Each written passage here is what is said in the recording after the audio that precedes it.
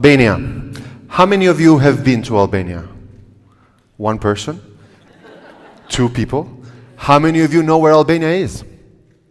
All right, more people. For those of you who don't know where Albania is or have never been, you probably know of some Albanians. For example, Mother Teresa. She was Albanian, she gave the world charity. The Blues Brothers, John and James Belushi, they were also Albanian, and they gave the world great music. But also the medical award winner in Nobel Prize, who invented Viagra, Farid Murad, is also Albanian.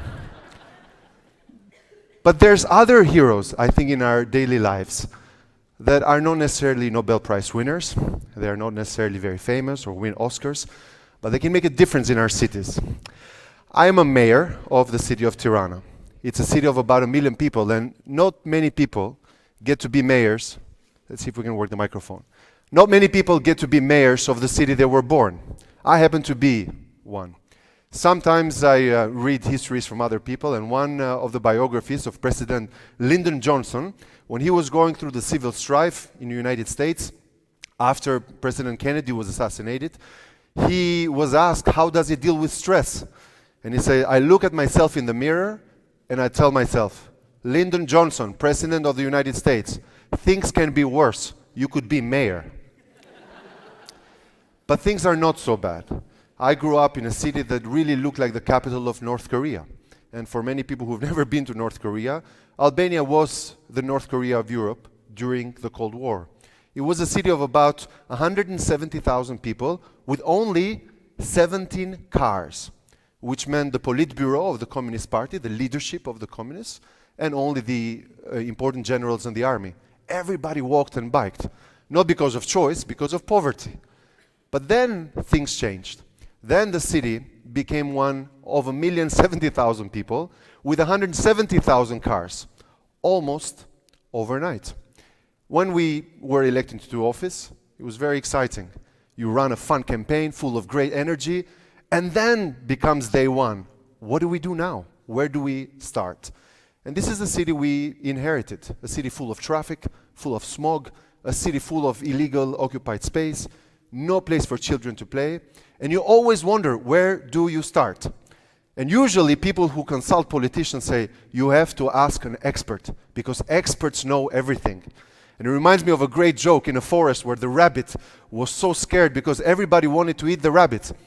And because the rabbit was scared, the other animal said, go and ask an expert how to solve this situation. So he went to the owl, the animal with the glasses, sitting in a tree, acting like an expert. He probably went to Harvard or some important school. Owl, how do I deal with fear? And the owl puts his glasses and he says, you know, the reason you're afraid because you're at the bottom of the food chain.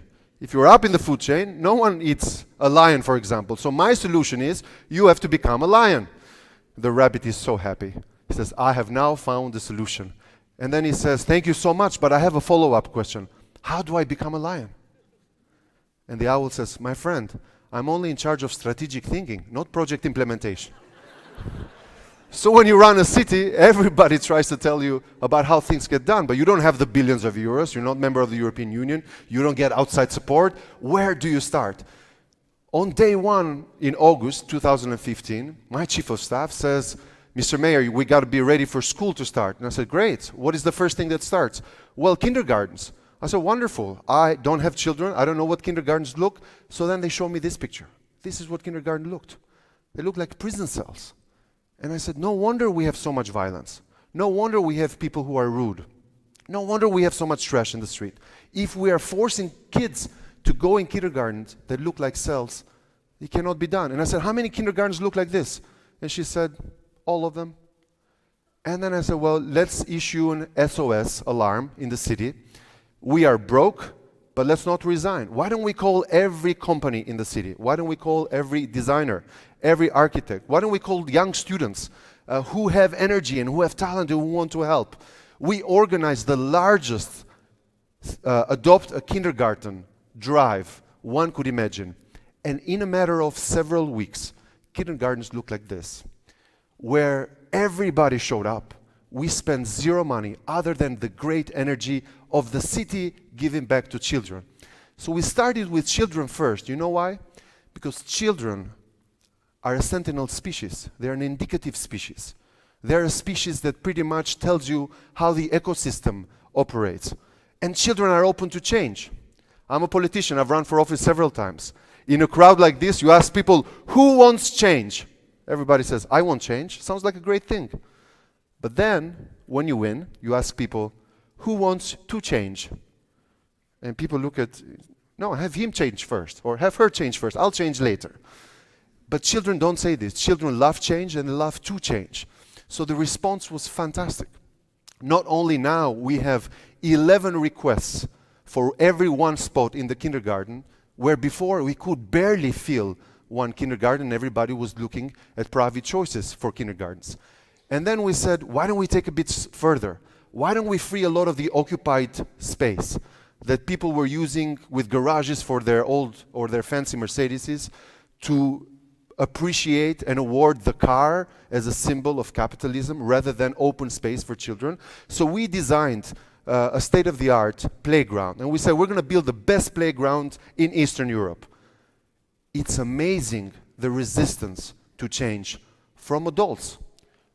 In 100 days of constructing this kindergarten, we had 78 violent protests. And my orders were clear. Every day they destroy, every day we build. And every day they destroy, and every day we will build again. And every day they destroy, and every day we will build again. And then people say, oh, okay, Mr. Mayor, we were tired, let's have a referendum. I said, of course, we will have a referendum on day one when it opens. And it looks like this. And I said, who has more children showing up to their rally wins the referendum. This is what it looked at 7 or 8 a.m. in the morning. This is what it looked at 10 a.m. in the morning. The Prime Minister is calling me and he says, my goodness, this is the largest political rally we've ever had of children. Because children respond to change and children love change. And then we said, why don't we build more? Why don't we clear all this space that people are squatting and taking for their cars? And why don't we create a lot more space for children in just about every neighborhood of Tirana? We started a playground revolution. But once you win children, then your political consultants become very unhappy. Because they say, Mr. Mayor, why are you wasting time on people who don't vote, on people who don't pay taxes? Well, funny enough, children became top advocates of the mayor and of the city. When we wanted to start a day without cars in a country that in 2 decades, city moved from 17 cars to 170,000 cars, we almost had a breakdown. Everybody was so angry. They were calling me, they were yelling, they were calling names on social media. We really like this guy, but now these days without cars are a catastrophe. But the only way we could win this battle was when children took over in the street. And they occupied all the highways. It was very difficult to resist this type of change. Not only did we have some wonderful days without cars, but we created a children municipal council in which we decided to turn entire areas of the city car-free. And then the same parents who were complaining were telling me, you have recruited our children into a radical movement. I cannot get in the car because they start to scream. They said, no, it's a day without cars. We need a bike. We need roller skates. We need rollerblades. We need skateboards. He says, what have you done? I haven't used my car for months because my children will go berserk. But it's amazing. This is one of my favorite pictures. When I used to ride a bike, it was really a proud moment to say, Ma, look, no hands. And I think, you can see that effect. And then we designed the largest square in the city. And we said, let's take all the cars from the heart of the city and let's do half of it an open square where kids could have a car-free day every day, and half of it a downtown forest. And this is what it looks now, actually a few weeks ago, and will be done in 2 weeks to have one of the largest permanent car-free blocks in a city that was obsessed with a car. The same thing with cleaning. When we ask people, they say, look, let's have a cleanup day, clean Tirana in 1 day. And some people say, no, that's your job. You're the mayor. You clean it. I said, no, I can't clean it alone. No, but this is not communism. You cannot force us to volunteer and clean up. But you know what? Children don't complain. They all showed up because they felt the city was theirs and they needed to help out. And then when we decided to introduce the concept that you Europeans have had for a long time, the separation of waste, kids responded first. They got a certificate from the mayor which said they were the official in charge of their house separating waste.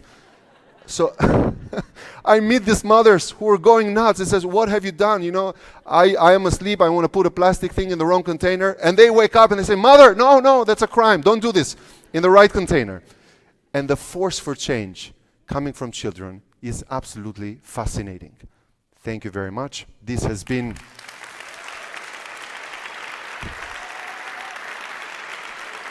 Thank you.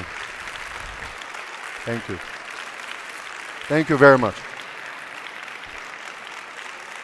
My last word of advice. We can all be a bit like Peter Pan and create our own little Neverland where we are. And I think by putting children first, we can create probably the best revolutions our cities have seen. Thank you.